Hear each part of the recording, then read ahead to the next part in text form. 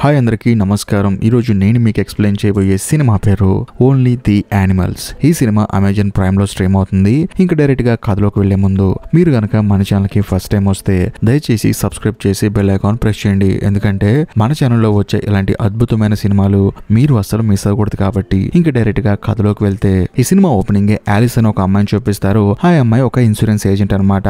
తానేంటంటే తన కస్టమర్లు మీట్ అవడానికి వెళ్తుంది. అందులోనూ జోసెఫ్ అని ఒక కస్టమర్ ని మీట్ అవడానికి వెళ్తుంది. తానేమో ఫారెస్ట్ లో ఉంటాడు, ఒంటరిగా ఉంటాడు.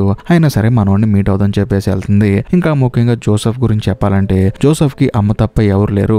ఆవిడ కూడా రీసెంట్ గా చనిపోయింది. దాంతో మనోడు ఒంటరిగా బతుకుతున్నాడు. తన దగ్గరికి ఆలిస్ వెళ్తుంది. వెళ్ళి చూస్తే అక్కడ కుక్క మురుగుతూ ఉంటుంది. అంతేకాకుండా జోసెఫ్ కూడా ఫారెస్ట్ లోంచి అప్పుడే బయటకు వస్తూ ఉంటాడు. వచ్చి తనని మీట్ అవుతాడు. ఇక్కడ ఇంకో హైలైట్ ఏంటంటే ఆలిస్ కి ఆల్రెడీ పెళ్ళైంది. కానీ ఇలా జోసెఫ్ ని పద్దాకలు వచ్చి మీట్ అయ్యే ప్రాసెస్ లో జోసెఫ్ ని లవ్ చేస్తుంది. జోసెఫ్ కూడా ఆలిస్ ని లవ్ చేస్తాడు. అదే సమయంలో ఆలిస్ వచ్చేసి జోసెఫ్ తో చాలా క్లోజ్ గా మాట్లాడుతూ ఉంటుంది. కానీ జోసెఫ్ మాత్రం ఏదో టెన్షన్ లో ఉంటాడు, ఏదో ఆలోచిస్తూ ఉంటాడు. దయచేసి నువ్వు ఇక్కడ నుంచి వెళ్ళిపోతావా, నాకు కొంచెం ఇరిటేషన్ ఉందని చెప్పి అనడంతో ఆలిస్ కూడా జోసెఫ్ అంత మాట్లాడాడని చెప్పేసి ఎంతో బాధగా అక్కడి నుంచి వెళ్ళిపోతూ ఉంటుంది. అలా వెళ్ళిపోయేటప్పుడు జోసెఫ్ కి ఇంటికి కొంచెం దూరంలో ఒక కారు ఆగి ఉండటం చూస్తుంది. సరేలే మనకెందుకులే అని చెప్పేసి ఆలిస్ అక్కడి నుంచి తన ఇంటికి వెళ్ళిపోతుంది. వెళ్ళిన తర్వాత వంట చేసుకుంటూ ఉంటుంది. అంతేకాకుండా కింద పని చేసుకున్న తన భర్తకి వంట అక్కడ తెమ్మంటావా పైకి వచ్చి తింటావా అని చెప్పి అనడంతో తాను కూడా కిందకి తీసుకురమ్మంటాడు. సర్లే అని చెప్పేసి ఆలిస్ వంట ప్రిపేర్ చేస్తూ ఉంటుంది. అంతేకాకుండా జోసెఫ్ వాళ్ళ ఇంటి దగ్గర నుంచి ఆలిస్ వచ్చేటప్పుడు రోడ్డు మీద ఒక కారు ఆగింది కదా, ఆ కారు గురించి టీవీలో చెప్తూ ఉంటారు. ఈ కారు ఒక అమ్మాయి కారు, ఆ అమ్మాయి పేరు డూకాట్. అంతేకాకుండా ఈ అమ్మాయి మిస్ అయిపోయిందని చెప్పేసి టీవీలో న్యూస్ చెప్తూ ఉంటారు. అదే సమయంలో ఆలిస్ కూడా సరే అని చెప్పేసి వంట పూర్తి చేసుకుని డైరెక్ట్ గా తన భర్త దగ్గరికి వెళ్తుంది. వెళ్ళి చూస్తే తన భర్త ఏమో చాలా సీరియస్ గా కంప్యూటర్ లో పని చేసుకుంటూ ఉంటాడు. ఫుడ్ అక్కడ పెట్టేసి వెళ్ళిపో అని చెప్పి అంటాడు. దాంతో ఆలిస్ కూడా సరేలే తనను డిస్టర్బ్ చేయడం ఎందుకని చెప్పేసి అక్కడి నుంచి వెళ్ళిపోతుంది. ఆ తర్వాత ఆలిస్ ఏం చేస్తుందంటే వాళ్ళ మామయ్యకి అంటే మైకేల్ వాళ్ళ నాన్నకి ఫుడ్ ఇచ్చేసి తాను ఇంటికి వచ్చేస్తుంది. కట్ చేస్తే మరుసటి రోజు మళ్ళీ వెళ్ళి కస్టమర్ని కలుస్తుంది. అందులో ఒక ముసలావిడ ఉంటుంది అనమాట.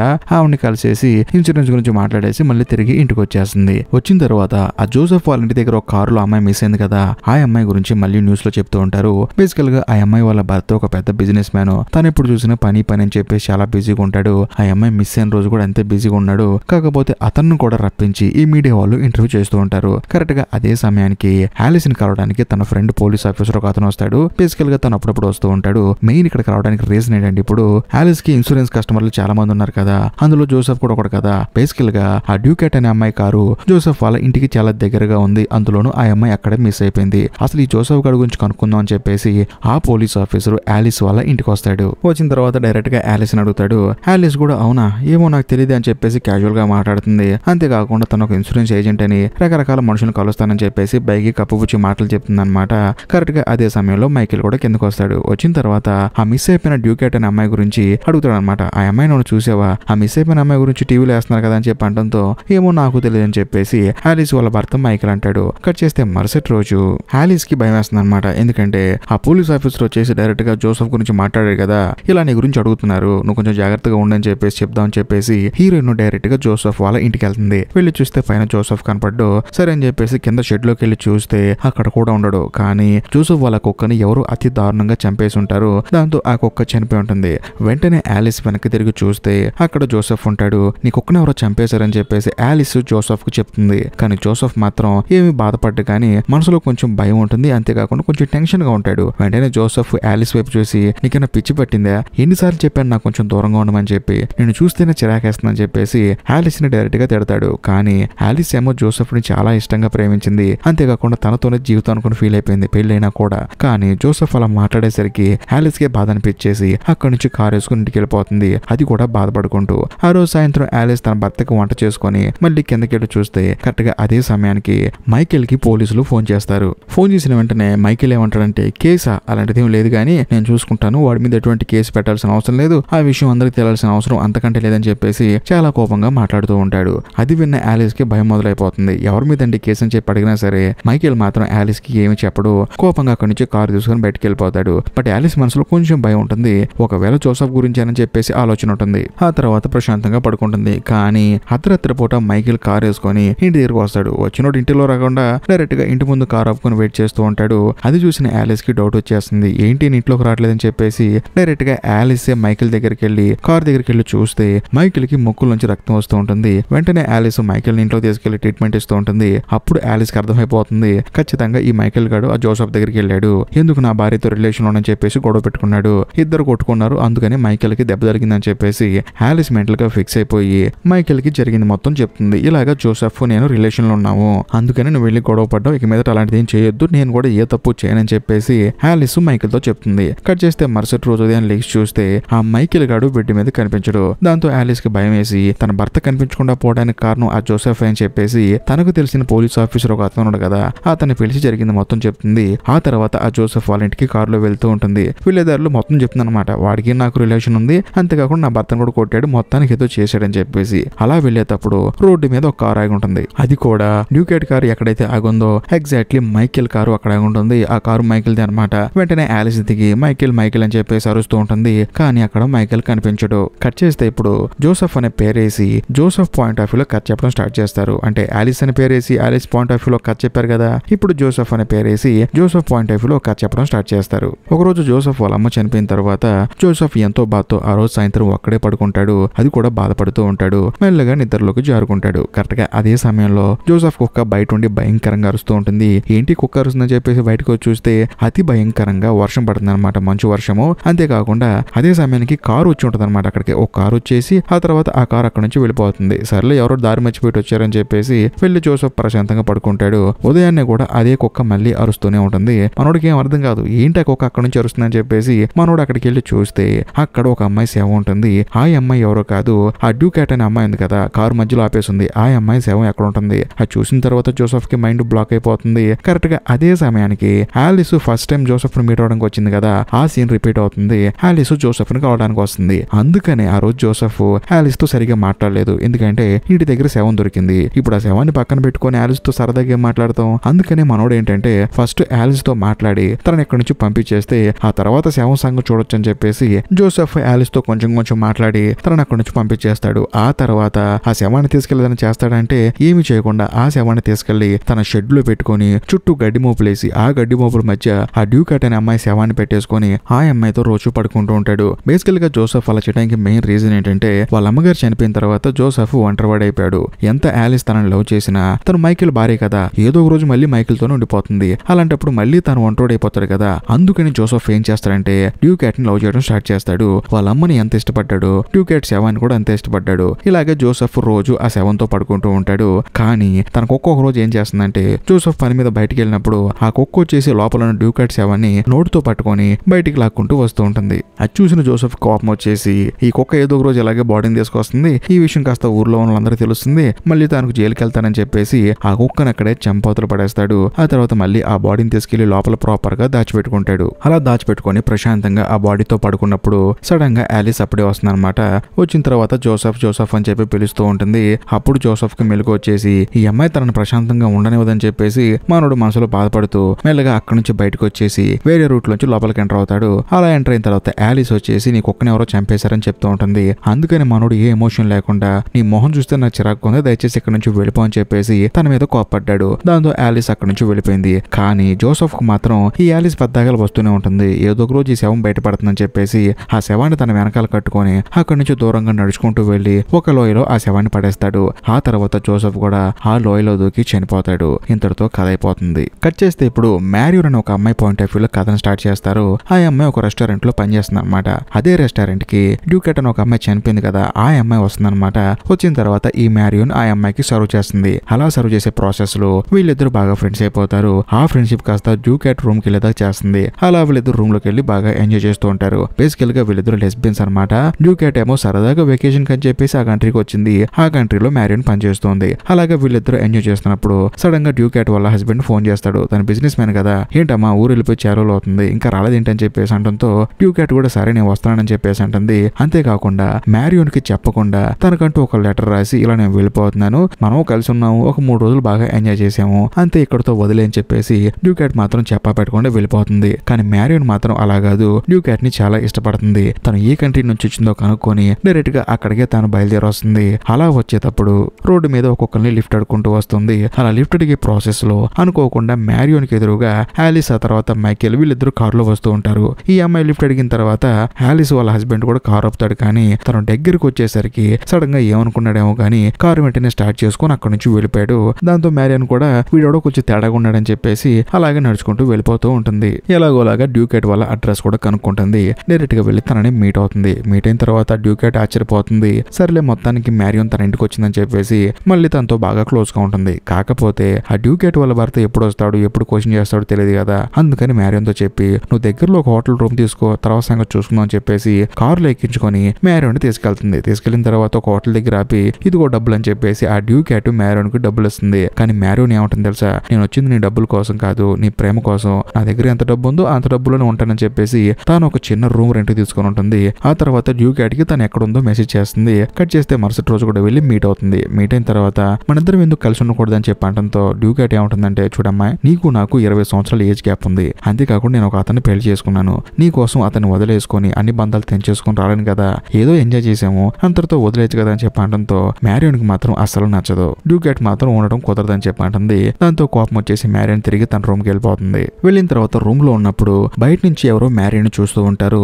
దాంతో మ్యారియోన్ కి కొంచెం భయం వేస్తుంది. వెంటనే డ్యూకేట్ కి ఫోన్ చేసి ఇలాగెవరో కొంచెం బయట నన్ను అబ్జర్వ్ చేస్తున్నారు, నాకు కొంచెం భయంగా ఉంది, ధైర్యం కోసం వస్తావా అని చెప్పి అనడంతో వెంటనే డ్యూకేట్ ఏమంటుందంటే, చూడమ్మా ఈ రోజు నా భర్త ఊరు నుంచి వస్తున్నాడు, ఇప్పుడు నేను దగ్గరకు వచ్చాననుకో నా భర్తకి మళ్ళీ డౌట్ వచ్చేస్తుంది, నువ్వేం కంగారు పడుకో, రేపు పొద్దున వచ్చేస్తానని చెప్పేసి డ్యూకేట్ ఫోన్ కట్ చేస్తుంది. మరోవైపు మ్యారియోన్ ఏం చేస్తుందంటే కొంతసేపు తర్వాత అక్కడ ఎవరు కనిపించరు, అనవసరంగా మనమే భయపడ్డాం అని చెప్పేసి ఆ రోజు సాయంత్రం ప్రశాంతంగా పడుకుంటుంది. కట్ చేస్తే మరుసటి రోజు ఈ మ్యారియోన్ సరదాగా బయటకు వెళ్ళి అక్కడి నుంచి తిరిగి మళ్ళీ రూమ్ కి వచ్చి వస్తుంది. చూస్తే ఆ డోర్ దగ్గర ఒక కట్ట డబ్బులు ఉంటాయి అనమాట.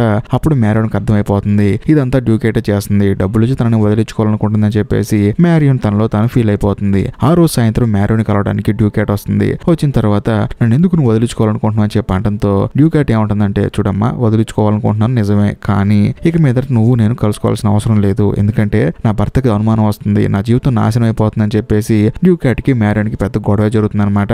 అలా గొడవ అయిపోయిన తర్వాత డ్యూకేట్ కోపంగా అక్కడ నుంచి బయటికి వెళ్ళిపోతుంది. అలా బయటికి వెళ్ళేటప్పుడు కారులో వెళ్తూ ఉంటుంది అనమాట. బట్ డ్యూకేట్ కార్ ని ఎవరో కారులో ఫాలో చేస్తూ ఉంటారు. బట్ అతను ఎవరో మనకి ఇప్పుడు తెలియదు. ఇక్కడ ఇంకో హైలైట్ ఏంటంటే ఇప్పుడు మ్యారియోన్ మీద గొడవతో డ్యూకేట్ అక్కడ నుంచి వెళ్ళిపోయింది కదా, ఆ సాయంత్రం పూటే డ్యూకేట్ చనిపోతుంది. బట్ ఈ విషయం మ్యారియోన్ తెలియదు కదా. తానేమో ఎప్పటికైనా డ్యూకేట్ మళ్ళీ వస్తుందని చెప్పేసి వెయిట్ చేస్తూ ఉంటుంది. తానేమో రాదనమాట. అలా 2-3 రోజులు గడిచిపోయిన తర్వాత సడన్ గా ఒక పోలీస్ ఆఫీసర్ వస్తాడు. అంటే ఆలిస్ వాళ్ళ ఫ్రెండ్ పోలీసు ఉన్నాడు కదా, తాను వచ్చేసి మ్యారియోన్ ఎంక్వైరీ చేస్తాడు. డ్యూకేట్ కి నీకు ఉన్న లింక్ ఏంటో చెప్పి అడుగుతాడు. బేసికల్ గా ఈ పోలీస్ ఆఫీసర్ కి మ్యారియోన్ గురించి ఎలా తెలిసిందంటే డ్యూకేట్ కనిపించలేదని చెప్పేసి టీవీలో యాడ్ ఇచ్చారు కదా, అది చూసిన మ్యారియోన్ వాళ్ళ రూమ్ ఓనర్ ఏం చేస్తారంటే పోలీస్ ఆఫీసర్ కి చెప్తాడు. దాంతో ఆ పోలీస్ ఆఫీసర్ వచ్చేసి మ్యారియోన్ ని ఎంక్వైరీ చేస్తాడు. డ్యూకేట్ గురించి ప్రాపర్ గా అడుగుతాడు. అప్పుడు తాను జరిగింది మొత్తం చెప్తుందన్నమాట. ఇలా మా ఇద్దరికి రిలేషన్ ఉంది, కాకపోతే తను గొడవ పెట్టుకుని ఇక్కడ నుంచి వెళ్ళిపోయింది, ఆ తర్వాత ఏం జరిగిందో నాకు తెలియదు అని చెప్పి అంటంతో ఆ పోలీస్ ఆఫీసర్ కూడా సరే అని చెప్పేసి అక్కడ నుంచి వెళ్ళిపోతాడు. దాంతో మ్యారియోన్ కూడా అర్థమైపోతుంది డ్యూకేట్ ఇక్కడ లేదు, ఎక్కడికో వెళ్ళిపోయింది అని చెప్పేసి. ఆ తర్వాత మ్యారియోన్ ఏం చేస్తుందంటే ఇక్కడ నుంచి వెళ్ళిపోదాం అని చెప్పేసి బట్టలన్నీ చదువుకుంటూ ఉంటుంది. కరెక్ట్ గా అదే సమయంలో బయట ఎవరో డోర్ కొడతారు. ఎవరండి మీరు అని చెప్పి అడిగితే నేనేనమ్మా, నీకు తెలుసు కదా నేనని చెప్పేసి అంటంతో వెంటనే మ్యారియోన్ కూడా డోర్ తీస్తుంది. తీసి చూస్తే వచ్చింది ఎవరో కాదు, ఆలిస్ వాళ్ళ భర్త మైకిల్ అనమాట. మైకిల్ ఏమో మ్యారియోన్ చూసి నేనేనమ్మా, నీ ప్రాబ్లమ్స్ మొత్తం తీర్చేసాను, నువ్వే కంగారు పడకని చెప్పేసి మాట్లాడుతూ ఉంటాడు. కానీ మ్యారియోన్ మాత్రం ఎవరండి మీరు, ఎవరిని చూసి ఎవరు అనుకుంటున్నారని చెప్పేసి అంటూ ఉంటుంది. కానీ మైకిల్ మాత్రం నన్ను మర్చిపోయావా, నీ ప్రాబ్లమ్స్ మొత్తం తీర్చేసాను, నువ్వేం కంగారు పడుకో, నీకు నేనున్నానని చెప్పేసి వెళ్ళి తన మీద చేయబోతాడు. దాంతో మ్యారియోన్ కోపం వచ్చేసి ఒక తను దంతుంది, అది కూడా ముక్కు మీద దంతుంది అనమాట. దాంతో మనోడికి బ్లడ్ కారిపోతూ ఉంటుంది. బేసికల్ గా ఆ రోజు సాయంత్రం ఆలిస్ వాళ్ళ ఇంటి దగ్గర నుంచి కారు వేసుకుని వెళ్ళిపోయాడు కదా మైకిల్. అప్పుడు ఆలిస్ చూసేసరికి మళ్ళీ రిటర్న్ లో కారు వచ్చిన తర్వాత ముక్కులోంచి బ్లడ్ కారుతుంది కదా, దానికి కారణం జోసెఫ్ కాదు, ఈ మ్యారియోన్ అనమాట. జరిగింది అది. కట్ చేస్తే ఇప్పుడు అమాండీ అని ఒక పేరు వేసి మరో కథను స్టార్ట్ చేస్తారు. ఆఫ్రికాలో ఉన్న అఫ్సర్ అనే కుర్రోని చూపిస్తారు. మనోడు చేసే పని ఏంటంటే అమ్మాయిలు ఉంటారు కదా మోడల్స్, వాళ్ళు వాళ్ళ ఫొటోస్ ని సేల్స్ చేస్తారనమాట. వాటిని కొనుక్కొని ఫేక్ ప్రొఫైల్స్ క్రియేట్ చేసి అచ్చు అమ్మాయిలాగా ఒక అకౌంట్ ఓపెన్ చేసి దాని ద్వారా రకరకాల మనుషులకి మెసేజ్ చేసి వాళ్ళ దగ్గర నుంచి డబ్బులు దొబ్బేటు మనోడు చేసే పని అనమాట. అలాగే ఒక మోడల్ దగ్గర నుంచి ఫొటోస్ కొనుక్కుంటాడు. ఆ అమ్మాయి అచ్చు మ్యారియోన్ లా ఉంటుంది, కానీ మ్యారియోన్ కాదనమాట. ఆ అమ్మాయి ఫోటోలు కొనుక్కొని ఒక ప్రొఫైల్ క్రియేట్ చేసి ఆ ప్రొఫైల్ పేరు అమాండీన్ అనమాట. ఆ ప్రొఫైల్ తో అందరికి మెసేజ్ చేస్తూ ఉంటాడు. అలా మెసేజ్ చేసే ప్రాసెస్ లో ఫ్రాన్స్ లో ఉన్న మైకేల్ గాడు తగులుతాడు. అంటే ఆలిస్ వాళ్ళ భర్త అనమాట. మనోడు తగులుతాడు. అప్పుడు అబ్జర్వ్ ఏం చేస్తాడు, అమ్మాయి ప్రొఫైల్ తో మైకేల్ తో మెసేజ్ చేయడం స్టార్ట్ చేస్తూ ఉంటాడు. అలాగే చేసే ప్రాసెస్ లో తన ఫొటోస్ కూడా పంపిస్తాడు. అంటే అమాండీన్ ఫొటోస్ పంపిస్తాడు అనమాట.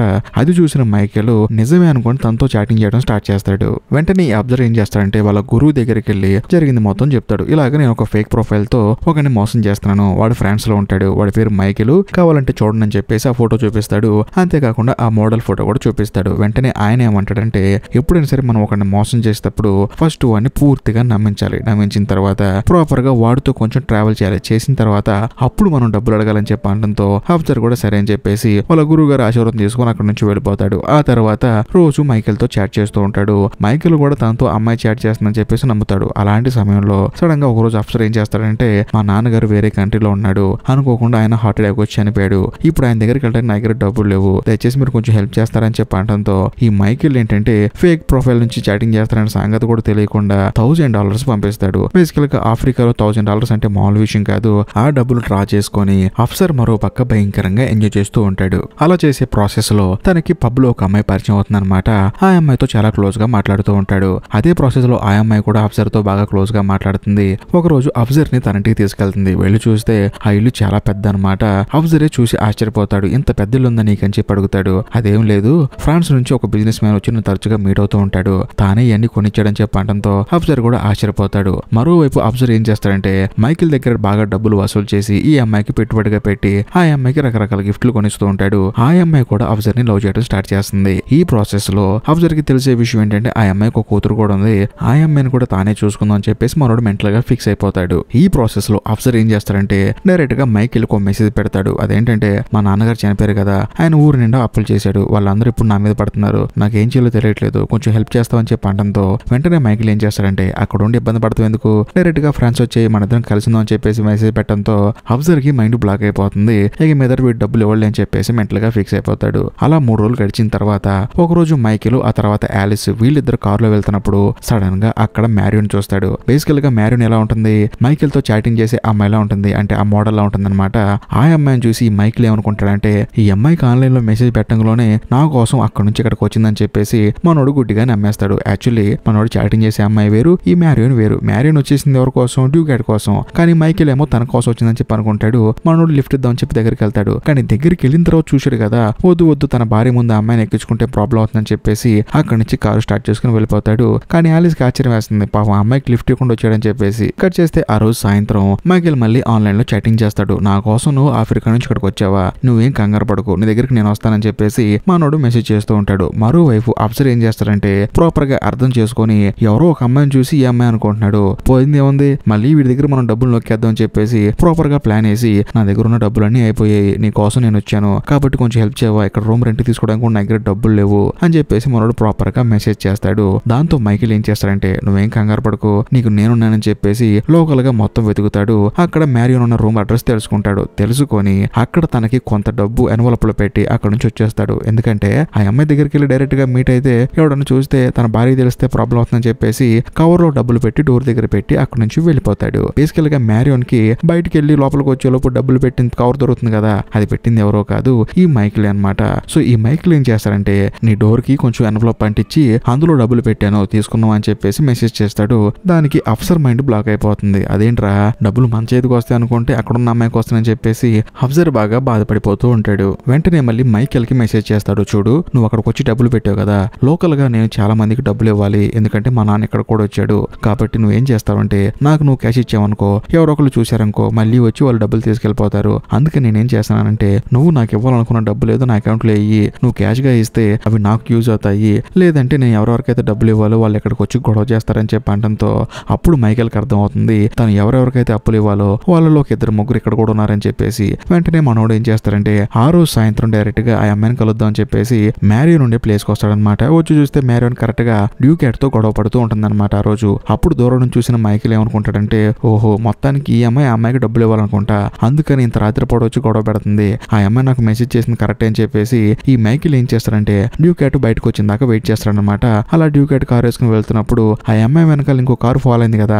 ఆ కారు ఎవరిదో కాదు ఈ మైకేల్ కారు అనమాట. మనోడు ఆ అమ్మాయిని ఫాలో చేసుకుంటూ వెళ్ళి కారు మధ్యలో ఆపి నీకు ఎంత బలుపు ఉంటే నా గర్ల్ ఫ్రెండ్ ఇబ్బంది పెడతావా, అది కూడా డబ్బుల కోసం అని చెప్పేసి ఆ డ్యూకాట్ తో గొడవ పెట్టుకుంటాడు. కానీ డ్యూకాట్ కి ఏంటి అసలు ఏం మాట్లాడుతున్నావు అని చెప్పి అంటూ ఉంటుంది. మైకేల్ కోపం వచ్చేసి ఆ డ్యూకాట్ గొంతు పిసికేసి ఆ అమ్మాయిని అక్కడే చెంపతులు పడేస్తాడు. అంతేకాకుండా ఈ శవం ఇక్కడే ఉంటే ప్రాబ్లం అవుతుందని చెప్పేసి పక్కన జోసెఫ్ వాళ్ళ ఇంటి పక్కన పడేస్తాడు. ఆ కారు కూడా తీసుకెళ్లి డైరెక్ట్ గా వాళ్ళ ఇంటి దగ్గర కొంచెం ముందు ఆపుతాడు అనమాట. ఎందుకంటే ఆ అమ్మాయిని చంపేసింది జోసెఫ్ అని పోలీసులు అనుకోవాలని చెప్పేసి. ఆ తర్వాత అదంతా చేసి మనోడు మైకేల్ మాత్రం సైలెంట్ గా ఇంటికి వచ్చేస్తాడు. సో జరిగింది అది. మరోవైపు ఆఫ్రికన్ పోలీసులు ఏం చేస్తారంటే ఫేక్ ప్రొఫైల్ క్రియేట్ చేసుకొని జనాల్ని మోసం చేసే వాళ్ళందరినీ అరెస్ట్ చేస్తారు. అందులో ఆఫీసర్ కూడా అరెస్ట్ అవుతాడు. అరెస్ట్ అరెస్ట్ అయిన తర్వాత ఎంక్వైరీ చేస్తే మైకేల్ ని ఈ ఆఫీసర్ గాడు మోసం చేసేయడం సంగతి తెలుస్తుంది. అందుకని వెంటనే పోలీసులు ఏం చేస్తారంటే మైకేల్ కి ఫోన్ చేసి మీతో చాట్ చేస్తుంది కదా అమాండి అనే అమ్మాయి, ఆ అమ్మాయి నిజం కాదు, ఇలాగా ఆఫ్రికాలో అబ్జర్వర్ ఒకడు ఉన్నాడు, వాడు ఫేక్ ప్రొఫైల్ క్రియేట్ చేసి మీతో చాట్ చేసి మీ డబ్బులు దొబ్బేశాడు, వాడి మీద ఎఫ్ఐఆర్ క్రియేట్ చేసి మీ పేరు రాస్తానని చెప్పి అనడంతో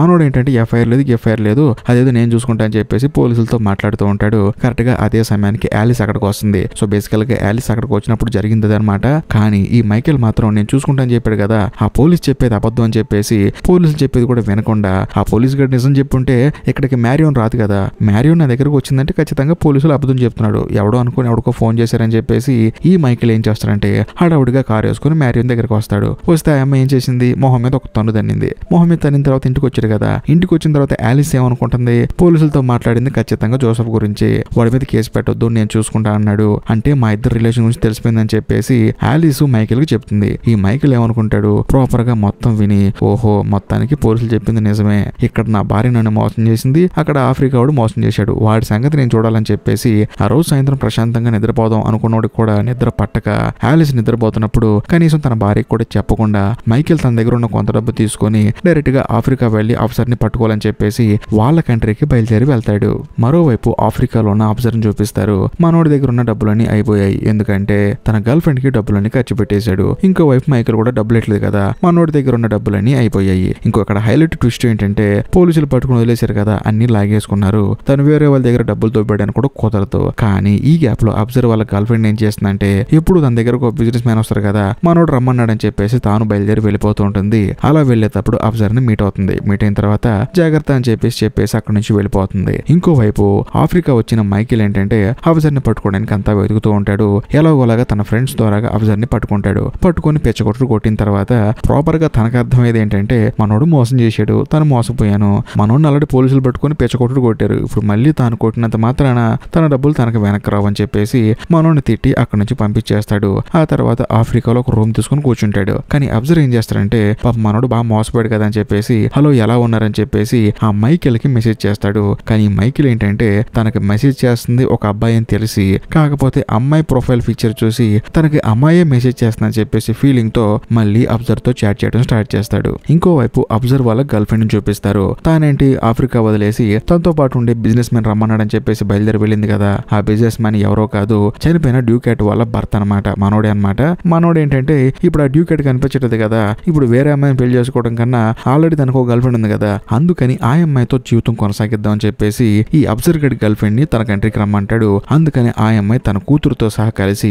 ఆ దేశానికి వెళ్తుంది. ఇంతటితో సినిమా కూడా అయిపోతుంది. ఓవరాల్ గా ఈ సినిమా చెప్పే నీతి ఏంటంటే ఈ సినిమాలో కనిపించిన ప్రతి ఒక్కళ్ళు యాలిస్, జోసెఫ్, మైకేల్, అమాండి, మ్యారియోన్, అబ్జర్వ్, డ్యూకాటో వీళ్ళందరూ ఏంటంటే వాళ్ళు వేరే వాళ్ళని ప్రేమించారు, కానీ ఆ వేరే వాళ్ళు వాళ్ళని జెన్యూన్ గా ప్రేమిస్తున్నారా లేదా అని ఒక పాయింట్ అయితే ప్రాపర్ గా మర్చిపోయారు. సో దాని వల్ల వీళ్ళ జీవితాలు మధ్యలోనే ఆగిపోయాయి. కాబట్టి నేను చెప్పొచ్చేది ఏంటంటే మనం వేరే వాళ్ళని ఇష్టపడటంలో తప్పు లేదు, కానీ ఈ ఉన్న ఒక్క బొంగులో జీవితంలో అవతల వాళ్ళు కూడా మనల్ని ఇష్టపడుతున్నా లేదో తెలుసుకోవాలి కదా. కాబట్టి మీరు ఎవరైనా ఇష్టపడేటప్పుడు అది ఎవరైనా అవ్వచ్చు, వాళ్ళని క్లారిటీగా ఇష్టపడండి. అవతల వాళ్ళు మిమ్మల్ని ఇష్టపడుతున్నారో లేదో కూడా ఒకసారి చెక్ చేసుకోండి. ఈ వీడియో మీకు నచ్చితే ఖచ్చితంగా లైక్ చేయండి, షేర్ చేయండి, కామెంట్ చేయండి. ఇంకా ముఖ్యంగా ఇప్పటికీ మీరు మన ఛానల్ సబ్స్క్రైబ్ చేసుకోకపోతే దయచేసి సబ్స్క్రైబ్ చేసి బెల్ ఐకాన్ ప్రెస్ చేయండి. బాయ్.